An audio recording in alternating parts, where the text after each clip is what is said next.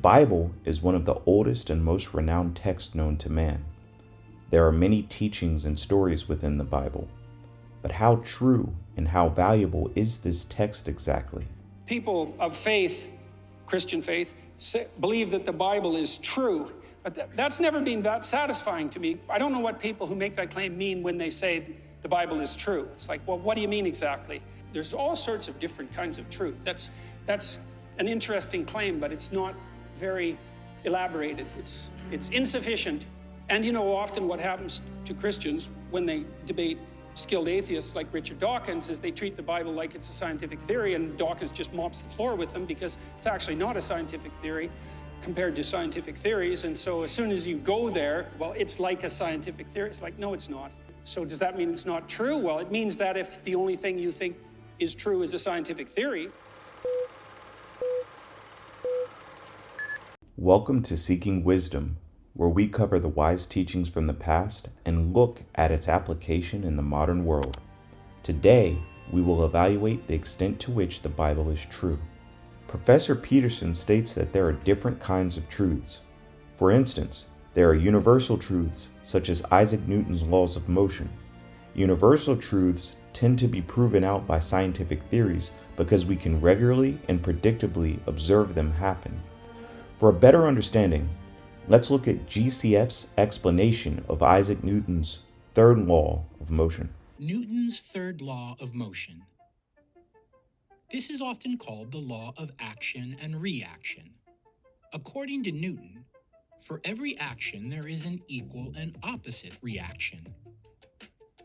Whenever an object pushes or presses against a second object, there is resistance from it returning the same amount of force. Object 1 must apply enough force to make Object 2 move. Let's take a look at a few examples.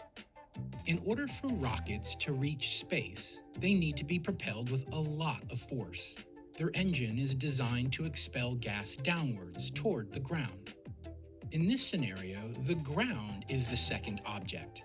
It reacts with the same amount of force, thrusting the rocket upwards, launching it into space.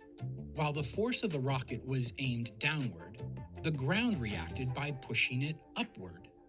This sums up Newton's third law of motion, which we can see in action all around us. As you can see, universal truths or scientific theories like the laws of motion are truths that we can reliably observe. Dr. Peterson states that the Bible isn't this type of truth at all. However, it's important to understand that besides universal truths, which scientific theories are helpful in understanding, there are also general truths and specific truths. General truths are truths that are usually applicable to a broad set of circumstances. For example, it is generally true that birds can fly. However, there are exceptions to this general truth that must be considered, such as penguins or ostriches, which are birds, but they cannot fly. Nevertheless, general truths are valuable in understanding what is most probable. The statement that most birds can fly is a general truth and can be found accurate in more than 50% of the species of bird, whereas the statement that some birds cannot fly would be a specific truth because it is an exception to the rule, and it is not valid most of the time, but rather in very few instances. So then, what kind of truth is the Bible? Like a great dramatist like Shakespeare, let's say, we know that what he wrote is fiction, and then we say, well, fiction isn't true. But then you think, well, wait a minute, maybe it's true like numbers are true. You know, numbers are an abstraction from the underlying reality, but no one in their right mind would really think numbers aren't true. You could even make a case that the numbers are more real than the things that they represent, right? Because the abstraction is so insanely powerful. Once you have mathematics, you're just deadly. You can move the world with mathematics. And so it's not obvious that the abstraction is less real than the more concrete reality. And you take a work of fiction like Hamlet and you think, well, is that, it's not true because it's fiction. But then you think, wait a minute, what kind of explanation is that? Like maybe it's more true than nonfiction because it takes what the story that needs to be told about you and the story that needs to be told about you and you and you and you, and abstracts that out and says, look, here's something that's a key part of the human experience as such, right? So it's an abstraction from this underlying noisy substrate, and people are affected by it because they see that the thing that's represented is part of the pattern of their being. That's the right way to think about it. And then with these old stories, these ancient stories, it seems to me like that process has been occurring for thousands of years. It's like we watched ourselves and we extracted out some stories. We imitated each other and we represented that in drama, and then we distilled the drama and we got a representation of the distillation. And then the dream is part of the process that's watching everything and then trying to formulate it and trying to say, well, trying to get the signal out from the noise and to portray it in dramatic form, because a dream is a little drama. And then you get the chance to talk about what that dream is. And then you have something like articulated knowledge at that point.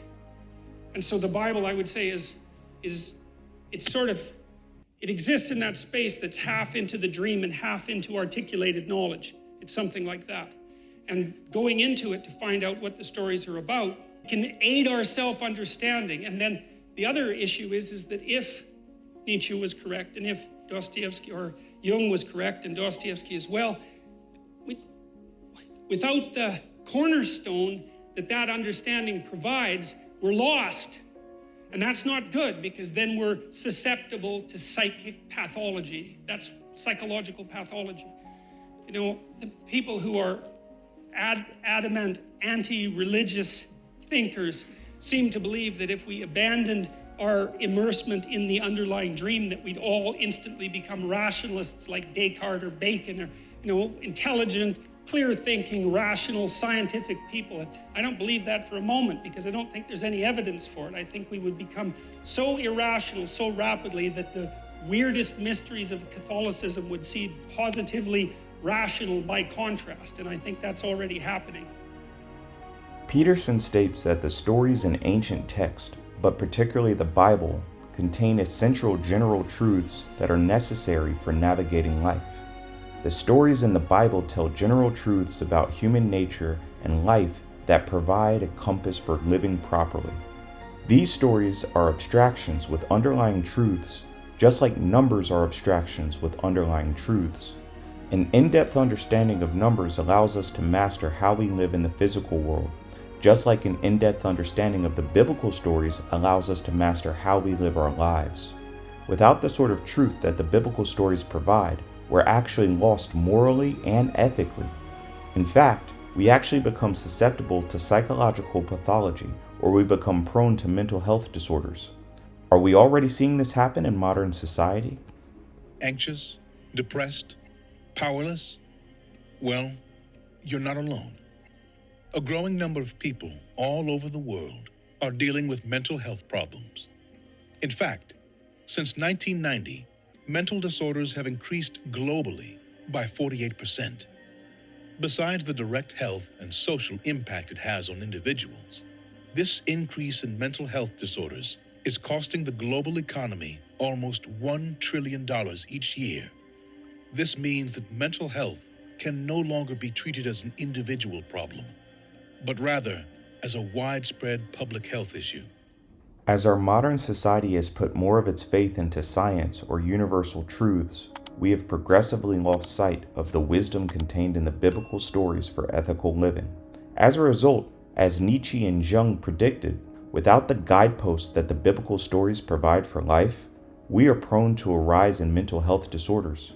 Why is it then that science or universal truths do not allow us to develop ethics and morals like stories do?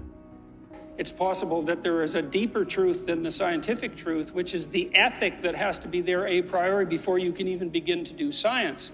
I did talk to Richard Dawkins about that a little bit, because he's someone who appears to believe that the truth will set you free, which is what scientists believe, because otherwise why would they pursue the truth, right? For malevolent reasons? Well, hopefully not. They believe the truth is redeeming, but that isn't a scientific assumption. That's a religious assumption. And so is it possible that you can't practice as an honest scientist without making the religious assumption that the truth will set you free? It's certainly possible. I mean, it's impossible to undertake the scientific enterprise in any real sense and discover anything that's truly factual, let's say, without abiding by the truth in an extraordinarily rigorous manner. You just don't get anywhere. Certainly what you do won't be reproducible. And I can't see any holes in it from a scientific perspective either, because I think we do know well enough now as scientists that the problem of deriving ethical direction from the collection of facts is an intractable problem. There's too many facts. There's an infinite number of facts. They do not provide an unerring guide for action. They can't. There's too many of them. They have to be prioritized. And as soon as they are prioritized, well, then you're in the ethical domain. And then that begs the question, what's the valid ethical domain? And the postmodern answer is, well, there isn't one. It's all the expression of domination and power. And I think that's nonsense. The Bible is true in a very strange way. It's true in that it provides the basis for truth itself. And so it's like a meta-truth, right? Without it, there couldn't even be the possibility of truth. And so maybe that's the most true thing. The most true thing isn't some truth per se, it's that which provides the precondition for all judgments of truth. The biblical stories provide the ethic that is necessary in order to practice science. This is due to the underlying belief in science that the truth is to be pursued rigorously. Moreover, science doesn't provide the proper framework for developing ethics, given that we have to prioritize some actions over others. The moment that we have to place value on or prioritize one thing over another, we can no longer be entirely objective, because we have to make assumptions that are not scientific by definition. Therefore, given that science, and by extension Western civilization, must rely on some general truths or non-scientific assumptions, the Bible provides these assumptions. Let's further explore what is meant by the statement that the Bible is the precondition for truth. Now, in many ways, the first book was the Bible. I mean, literally, because at one point there was only one book. Like, as far as our Western culture is concerned, there was one book. And for a while, literally, there was only one book. And that book was the Bible. And then before it was the Bible, it was it was scrolls and it was writings on papyrus. But we were starting to aggregate written text together. And it went through all sorts of technological transformations. And then it became books that everybody could buy, the book everybody could buy. And the first one of those was the Bible. And then it became all sorts of books that everybody could buy. But all those books, in some sense, emerged out of that underlying book. And that book itself, the Bible isn't a book, it's a library. It's a collection of books. And so, the more ideas are dependent on a given idea, the more fundamental that idea is. That's a definition of fundamental. So now imagine you have an aggregation of texts in a civilization. You say, which are the fundamental texts? And the answer is, the texts upon which most other texts depend. And so you'd put Shakespeare way in there in English, because so many texts are dependent on Shakespeare's literary revelations.